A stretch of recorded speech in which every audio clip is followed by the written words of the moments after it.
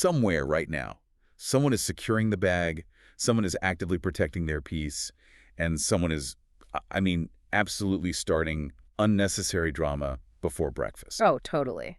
And babes, welcome back. We love you, we see you, and we are just so happy to pull up a chair with you right now. Truly the highlight of my entire week, Bestie. And, Yeah. we have our espresso martinis on deck this evening. As we should. Right, like the foam on mine is sitting perfectly. But we are pairing it with a snack that I think might honestly break all the culinary rules. We have Biscoff tiramisu. Which is, let's just be entirely clear here, a feat of modern engineering. I mean, it is. It really is. You take a Biscoff cookie, which already tastes like, I don't know, a caramelized hug from an angel. Oh my God, yes, a literal hug. Right. You crush it up, you fold it into mascarpone cheese, and you soak ladyfingers in coffee. Like, the espresso martini is basically pure anxiety. Pure anxiety. And then the tiramisu is the soothing balm. So combining them is either highly sophisticated adult behavior where we like control our own destiny, or it's just pure, unfiltered, sugar-fueled chaos. It is absolute chaos, friend, but it is the exact chaos we deserve. I mean, honestly, I would eat dessert before dinner every single day if society just let me live my truth. Oh, I mean, society is a construct. Eat the tiramisu. Exactly. Which actually brings me to the absolute whirlwind that was our trip yesterday.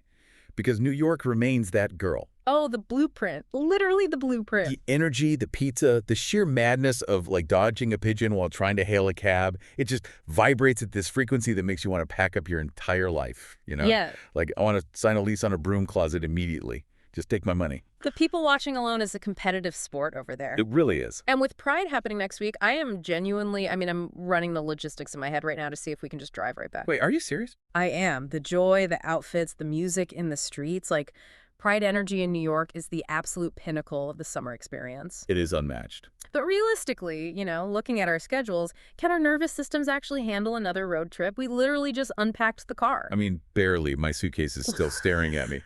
But we physically cannot stay home when the summer hits. It's like a sickness. It's true. We are incapable of sitting still. We are. But okay, the high of my morning, hands down, was our 14-year-old niece officially telling us that we gave her the, quote, best New York trip ever. That is top tier validation right there. Right. Like watching her try to navigate the subway turnstile, missing the swipe and doing that awkward little backup dance. Oh my God, the backup dance. Made me laugh so hard. I truly felt like the supreme cool auntie. But the low, definitely the bone deep travel exhaustion. Oh, the exhaustion is so real. Just knowing that normal life is starting again and staring at that open suitcase on my bedroom floor. It's tragic. That post-vacation slump is just heavy. I mean, my high was sitting at that cafe in the Village, taking mental notes on, like, fashion trends I didn't even know existed yet. Oh, you were fully analyzing everyone. Always. But my low was exactly the same as yours. The dread of the inbox, like the sheer audacity of people expecting me to answer emails when I was just thriving in Manhattan yesterday. How dare they? Right. And honestly, that specific brand of bone-deep exhaustion, that feeling of needing a vacation from your vacation, that is exactly how my spirit felt watching the footage from Heart and Hustle Houston this week. Oh my gosh, I am so glad you pivoted there because I am still emotionally recovering from it. Bestie, my heart could barely take it. It was a lot. It was so much. The group dynamics are completely fractured, and I feel like we just have to start by unpacking this therapy session from hell. Which somehow, miraculously, turned into a moment of grace. I don't even know how. I know. The entire setup is just wild to me.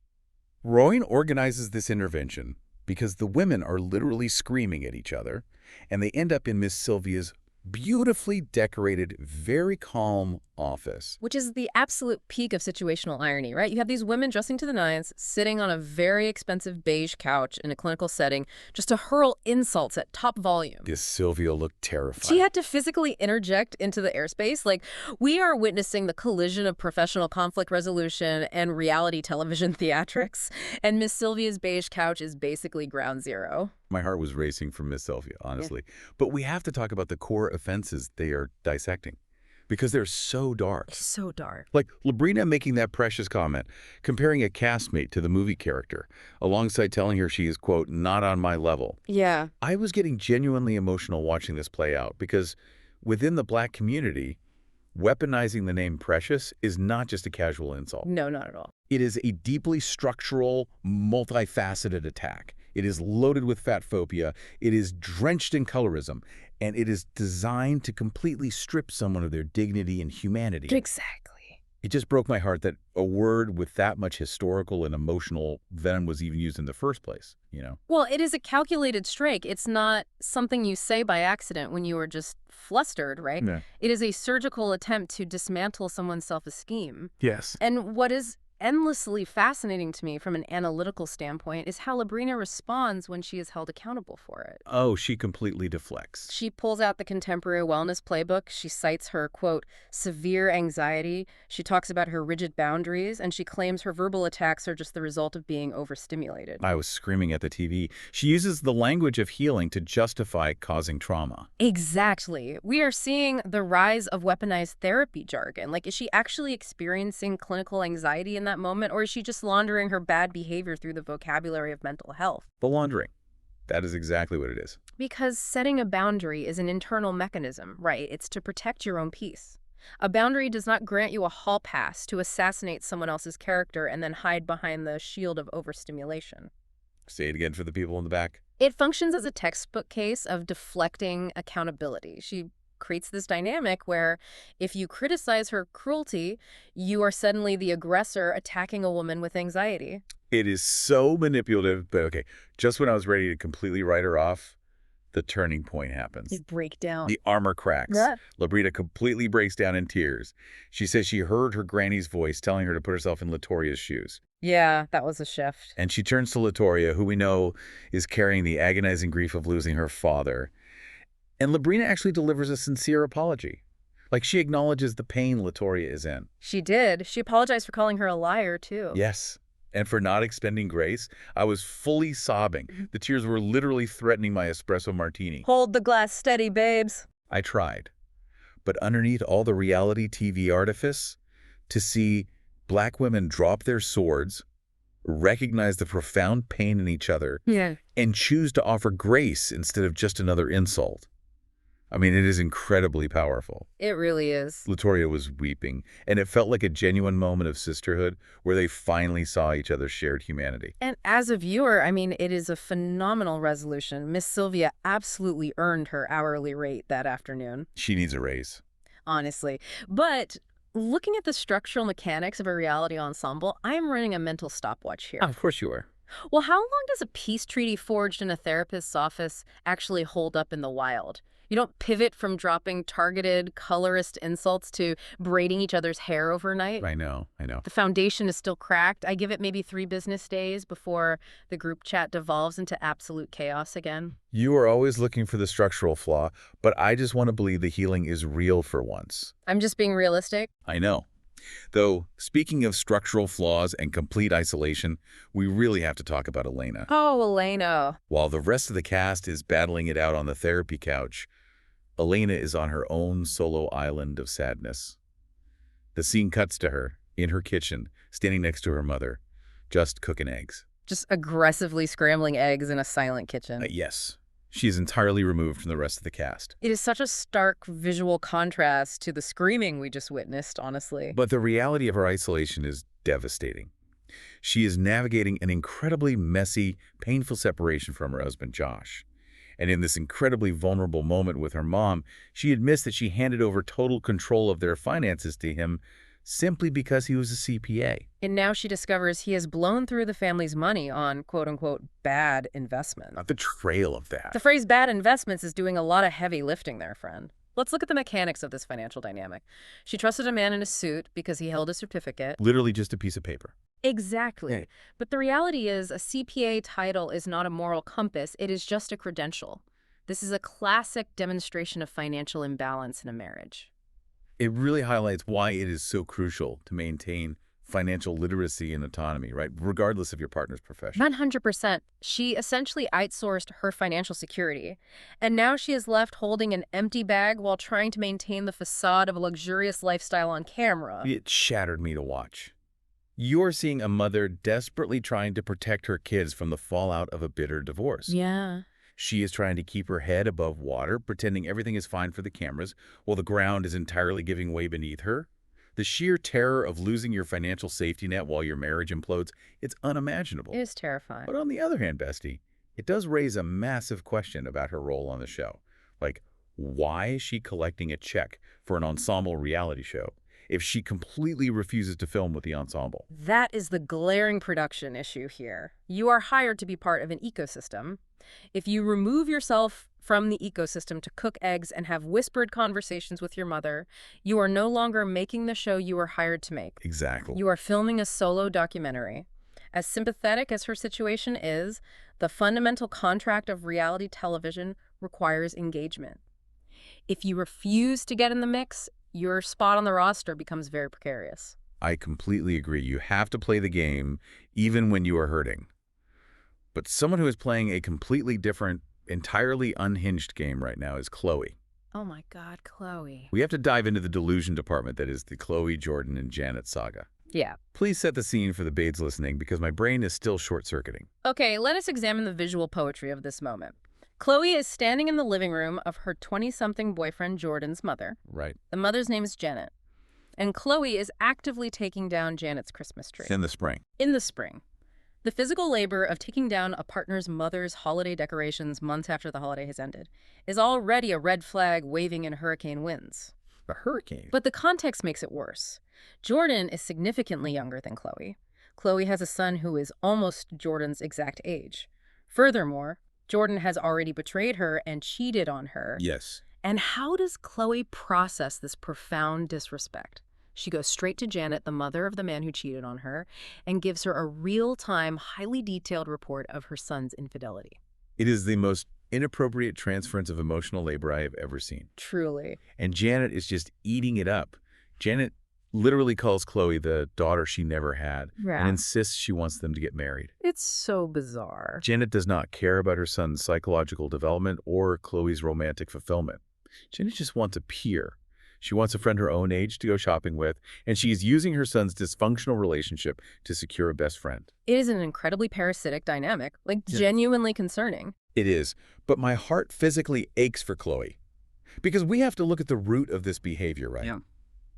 We learned that Chloe lost her mother in 2019, and then she suffered the catastrophic loss of her husband just 3 years later. Yeah, that is an immense amount of trauma. The sheer volume of grief she is carrying is suffocating. She is a woman desperately trying to fill a massive, echoing void. She is clinging to Janet because she misses her own mother. Yep. And she is settling for a boy whose prefrontal cortex hasn't even finished developing because she is terrified of being alone after losing her husband. I have such deep, deep empathy for why she is acting this way.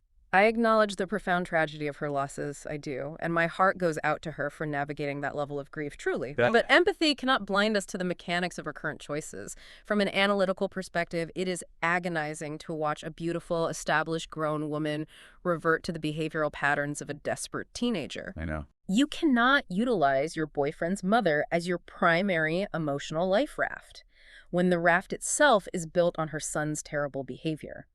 And the climax of this dysfunction is the ice cream date. Oh, the cookies and cream incident. I can't. Let's talk about it. Chloe, Jordan, and the kids are all sitting around a table eating ice cream.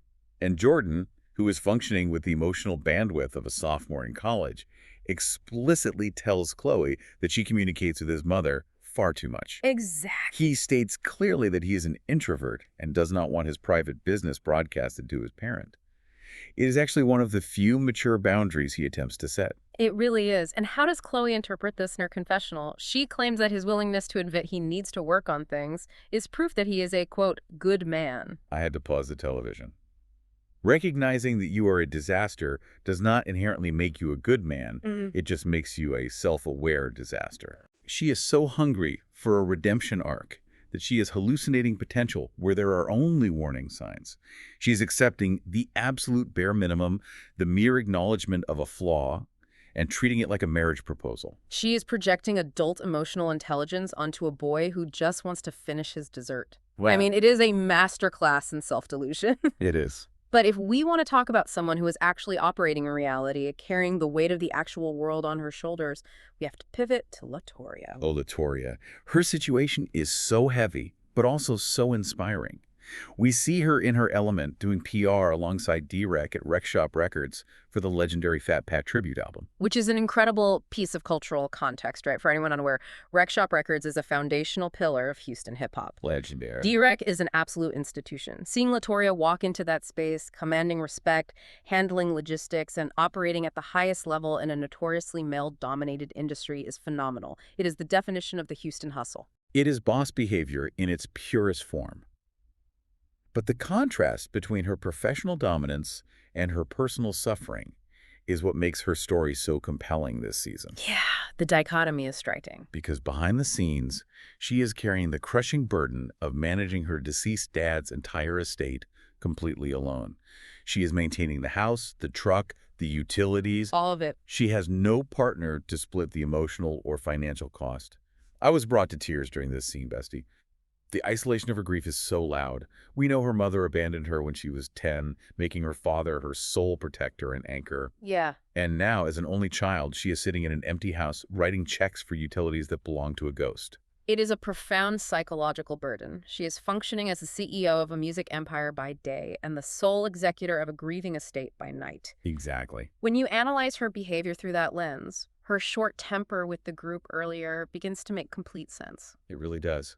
When you are single-handedly holding back a tidal wave of adult responsibilities and existential grief, you do not have the bandwidth for fabricated reality TV drama. It explains why she holds her circle to such a rigid standard, and why a betrayal within the group wounded her so deeply. She has no backup system. If she falls, there is no one there to catch her. Oh, that gave me chills. Her independence is a survival mechanism, not just a personality trait. Absolutely. And speaking of survival mechanisms, that transitions us perfectly to Ro, because Ro delivered an absolute masterclass in both boundary setting and parenting this week. A literal masterclass. So Ro is currently off camera recovering from a lipo 360 procedure, debuting her virgin body, which I love for her, obviously. Her mother and sister have moved in to take care of her. It is a beautiful display of family infrastructure. I mean, she mandated a 2-week recovery period where she is waited on hand and foot. It is the luxury healing experience she deserves. We all deserve that. But of course, life does not hit pause just because you're wearing a compression garment. It really doesn't. And the drama that unfolded here was so triggering for me. Her 13-year-old daughter, Sophia, had her phone taken away as a disciplinary measure. Right, standard parenting. Right. When Sophia finally got her phone back, she sent a text to her father, wishing him a happy birthday, albeit a little late. And the response from her father was abhorrent. Absolutely vile. He texted his own child saying it was too late, and followed it up by telling her she is going to be just like her mother. It is a staggering display of emotional manipulation. Operating under the mechanics of weaponized incompetence, you have a grown man who failed to check on his child for weeks, and when she finally reaches out, he punishes her to mask his own absence. It's disgusting. He uses her mother as an insult to fracture the child's sense of self. I was enraged. The damage that kind of vitriol does to a young girl's spirit is catastrophic. But Raw's response? Babes. The absolute gangster move of the season. Unmatched. Ro did not text him a furious paragraph. Uh-huh. She did not call him to scream and cry. She quietly and immediately changed Sophia's phone number. Standing ovation. That is exactly how you deal with an emotional terrorist. You do not negotiate. You cut the supply line. It was so deeply powerful. She removed his access entirely to protect her child's peace. But the moment that broke me was when Rose started crying afterward, not out of anger, but out of sorrow. Yeah, that was heavy. She knows exactly what it feels like to grow up without a father's love, and she wanted so desperately to protect her daughter from inheriting that specific pain. It was such a raw, unfiltered depiction of the heartbreak of motherhood. Just realizing you cannot shield your child from the failures of their other parent. It was a highly vulnerable, incredibly grounding moment for the show. But you know, as the show always does, it immediately slingshots us from profound emotional depths straight into a spectacular, chaotic grift. Whiplash. We have to discuss the vision board party. Oh my gosh, I cannot even begin to comprehend the logistics of this event. LeBrina hosts an annual vision board party, and the theme is black and white, which sounds lovely in theory. In theory, yes. In practice, it was operating on the logistical framework of the Fire Festival. The Fire Festival. LeBrina heavily oversold the event to the public. You have women who paid premium ticket prices, dressed impeccably in black and white, physically sitting on the carpeted stairs of this venue. It was a disaster. There is no food available, there are no magazines provided for the actual vision boarding process, and the layout is so crowded that guests cannot even access the bar. The bar was blocked. Chloe immediately starts complaining, loudly declaring that LeBrina should have hired her as the event planner. And for once, Chloe's lack of a filter is entirely justified. I'm with her. I am fully defending Chloe on this one, too. If a woman pays $400 for a ticket to a luxury manifestation and vision board party, she deserves a designated chair, a glass of champagne, and at least one copy of Architectural Digest so she can cut out a picture of a Tuscan villa. That's the bare minimum. You cannot expect women to manifest generational wealth while they are sitting on a staircase starving. The hypocrisy is what makes it high art to me. Just 2 days prior in the narrative timeline, LeBrina was sitting on a therapy couch, claiming she suffers from debilitating sensory overload and anxiety, using that to excuse her cruelty. Exactly. Yet, when there's a profit margin involved, she purposefully overbooks a cramped, windowless room, packs it wall to wall with screaming women, and suddenly her anxiety is completely cured. A medical miracle. Where are your rigid boundaries now, LeBrina? It seems overstimulation is only an issue when it doesn't come with a ticket fee. The selective anxiety is wild to me.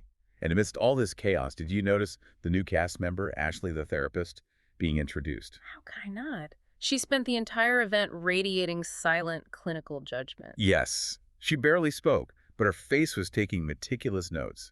I feel like her presence is going to completely disrupt the group dynamic. Oh, she is absolutely gathering data to use against them in the third act of the season. 100%. So looking at everything we just unpacked, the therapy, the financial secrets, the vision board grift, I keep swinging between being impressed by the sheer audacity of these women and being utterly terrified for their life choices. Oh, same.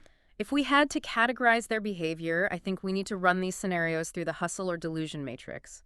For each major cast member's current storyline, we have to determine, was their latest move a genius hustle, a risky gamble, or pure delusion? Ooh, I am so ready for this. Let's start with LeBrina. She cries in therapy to get the heat off of her, secures group forgiveness, and then immediately overcharges for a chaotic, cramped vision board party. I am categorizing this as a genius hustle. Really? Look at the timeline. She successfully manipulated the emotional narrative in Miss Sylvia's office to avoid being labeled the season's villain. Once she neutralized that threat, she immediately pivoted to commerce, securing a massive bag by scamming 100 women onto a staircase. Wow. It is Machiavellian, it is ethically bankrupt, but structurally, it is a hustle. See, I violently disagree. I think it is a risky gamble. Yes, she deposited a check today, but Houston is a very connected town when it comes to high society and business. That's true. If you charge professional women $400 to sit on the floor without a drink, they are going to talk. Your reputation as a legitimate business owner is on the line. She traded long-term brand equity for a short-term cash grab. It is way too risky. You make a fair point about the brand equity, I'll give you that. Yeah. Next up, Elena. Refusing to film with the ensemble cast while still collecting a reality TV check just to cook eggs in her own kitchen. It is a hustle, but a highly precarious one. I understand she is protecting her peace and shielding her children from the collateral damage of a very public divorce. Right. She is securing her bag while staying out of the crossfire. Yeah. But the cost is her job security. Reality TV thrives on friction. If you don't engage with the friction, production will not issue you a contract for the next season. I still call it a genius hustle. She looked at the production schedule and essentially said, I will give you an omelet, a sad facial expression, and a brief anecdote about my CPA husband. Cut the check. Cut the check. She is executing the bare minimum for maximum financial payout. That is the American dream. You are terrible. Okay, what about Chloe? Pitching a grief podcast to Latoria in the middle of a crowded, oversold party while simultaneously clinging to her cheating 20-something boyfriend. This breaks my heart because I know where it stems from, Mm-hmm. but it is pure delusion. Pitching a highly sensitive business venture in a crowded hallway when you haven't even processed your own trauma is wild. It's absurd. And trying to fix a boy who explicitly tells you he doesn't want to be fixed is textbook delusion. She is living in a fantasy world, believing she can control the outcome of her life by just talking at people until they submit. Pure delusion, without question. You cannot position yourself as an authority on a grief and healing podcast when you are currently allowing a man in his 20s to disrespect you while you take down his mother's Christmas tree. You literally can't. The optics are incongruent. Moving to Latoria, managing a massive hip-hop tribute album for Rec Shop Records while silently carrying the financial and emotional weight of an entire estate alone. From a strictly career-oriented perspective, it is a genius hustle. She is cementing her legacy in Houston PR. Agreed. But holistically, emotionally, it is a terrifyingly risky gamble. You cannot pour from an empty vessel. Carrying the logistical weight of two households, grieving the loss of your ultimate protector, and refusing to ask for help is a guaranteed recipe for a complete central nervous system burnout. I agree, it is a risky gamble. The human body keeps the score, and she needs to delegate before the pressure cracks her foundation. Lastly, Ro, undergoing a lipo 360 procedure and commanding her mother and sister to wait on her hand and foot for 2 weeks. Genius hustle. She identified what she wanted for her body, she underwent the procedure, she commanded her village to step in, and she actually rested. Yeah, she did not lift a finger. She set a completely uncompromising standard for how she expects to be treated during her vulnerable moments. 100% genius hustle. She weaponized family loyalty to secure a luxury recovery experience. We love to see efficient resource management. We do. Now, if we look at how this group actually communicates, or fails to communicate, we need to establish the Houston group chat rankings. Oh, this is going to be messy. Based on their behavioral patterns, we are ranking the cast on some very specific messy criteria. First, who is the most likely to start drama? It'd have to be LeBrina. I mean, the Precious comment solidified that for me. She possesses a lethal tongue. When she feels backed into a corner, she doesn't just argue to win the point. She goes straight for the jugular. She tries to dismantle your core insecurities. See, I would argue that Ashley, the new therapist, is a dark horse for this title. Wait, really? Yes. Silent judgment energy always translates to a calculated, devastating hit later in the season once she has collected enough psychological data on everyone. But for now, sure, LeBrina is the reigning champion. Who is the most likely to leak information? Chloe. She literally operates as a real-time reporting system for Janet. It's basically a live feed. She cannot hold a secret to save her life because she equates sharing secrets with building intimacy. She is so desperate for connection that she would accidentally leak the group chat screenshots while trying to ask someone for advice. Chloe is the human equivalent of an unsecured Wi-Fi network. She tells on herself, she tells on Jordan, she tells on the women. There is no firewall. No firewall. Next. Most likely to disappear for 3 days without a trace. Oh, Elena. She is basically already executing this maneuver. She is off the grid, sequestered in her custom kitchen, making breakfast foods, and letting all calls from production go straight to voicemail. Completely checked out. Okay, who is the most likely to send a 5-page unprompted voice note? Oh, LeBrina. Unequivocally. Without a single doubt. You would wake up on a Tuesday morning to a 14-minute audio file detailing her rigid boundaries, the current state of her anxiety, how her aura is shifting, and a thesis statement on exactly why you are not on her level. And the worst part is, you wouldn't even be able to fast forward through it because the tone of her voice would be so condescendingly soothing. It would sound like a meditation app. And finally, who is the most likely to accidentally expose themselves? Also Chloe. Yes. Because she tells on herself constantly, without possessing the self-awareness to realize how damaging the information is. Like, oh, Jordan told me he hates when I talk to his mom, so I immediately went and told his mom that he said that. It's mind-boggling. You are exposing your own toxic cycle and presenting it like a badge of honor. It is fascinating to watch. Now, with summer officially here, these women are in desperate need of a pivot. Let's hand out the Summer Rebrand Awards. Yes, let's rebrand them. We are assigning a new seasonal title to the cast members based on their performance in this footage. For the Soft Life Queen, the award goes to Elena. Naturally. She is choosing the tranquility of scrambling eggs in a beautiful kitchen over screaming in a therapist's office. She is opting for silence over warfare. I have to give the CEO Chaos Award entirely to LeBrina. Selling tickets to the carpeted stairs at a vision board party is the most unhinged, chaotic business model we have witnessed all year. It really is. You are trying to manifest wealth by literally extracting it from women who do not even have a chair to sit on. The delusion department is entirely funded, operated, and managed by Chloe. operating under the belief that her 20-something boyfriend wants to be deeply vulnerable and unpack his childhood trauma, when the reality is he just wants to eat his cookies and cream ice cream in peace. Just let the boy eat his ice cream. Exactly. Main character energy has to go to Ro. Changing phone numbers to block emotional terrorists, mediating the group's fractures, debuting the virgin body. She was the absolute anchor of this narrative. She held it down. She took zero mess, set boundaries that actually protected someone other than herself, and defended her child fiercely. And our Professional Instigator Award. I am giving an honorable mention to Sophia's dad for initiating unnecessary trauma via text message on a birthday, but the true award goes to Ashley, the new girl. Just for the face. Purely for her smug facial expressions.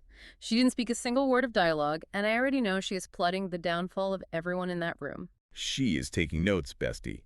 Could you imagine locking this exact group of women in a confined space? Oh, absolute horror.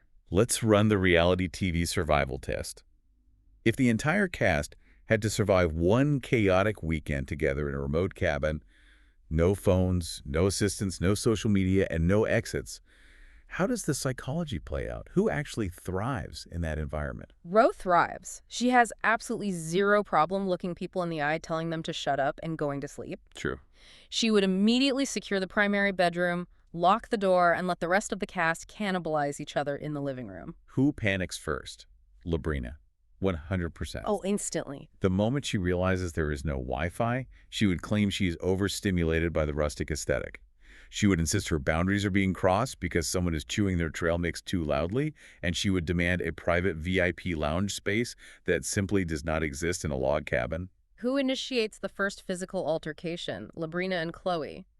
Chloe would start critiquing how LeBrina packed the trunk of the car, complaining that she didn't wear enough high-end snacks. Oh, for sure. LeBrina would snap, unleash a barrage of therapy speak, and tell Chloe she is not on her level of survivalism. Who naturally assumes the role of the leader, Latoria.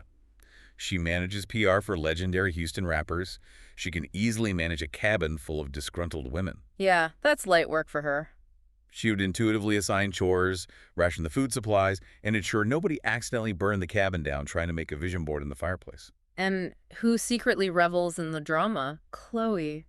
She would sit quietly in the corner, taking exhaustive mental notes so she could sprint back to civilization and tell Jordan's mother every single granular detail of who fought whom. It would be Emmy Award-winning television. Honestly, this footage gave us everything from profound emotional breakthroughs regarding grief to absolute logistical and financial grifts. Well, it really had range. But now we have to turn the conversation over to the Snark Squad, because you know we need to hear from you. We need your unfiltered analysis. Get in the comments, hit us up on socials. What was your absolute favorite moment from the show this week? Was it the emotional breakthrough on the beige therapy couch or the audacity of the staircase vision boards? And looking at the overarching narrative, which cast member do you think is actually carrying the season? Who is having the best run so far? More importantly, for our own personal logistics. Should we actually pack the car and drive back to New York for Pride next week? Be honest with us, enable our bad behavior, or talk us off the ledge. And finally, what dessert deserves significantly more respect than it gets in the culinary world? We are firmly stationed on the Biscoff tiramisu train tonight, but we want to hear your elite dessert arguments. Thank you so much for hanging out and spiraling with us. We love doing this with you. Please remember to subscribe, leave a shiny 5-star review, and share this conversation with a fellow messy reality TV lover in your life. Stay messy, stay fabulous, and we'll see you on the Snark side.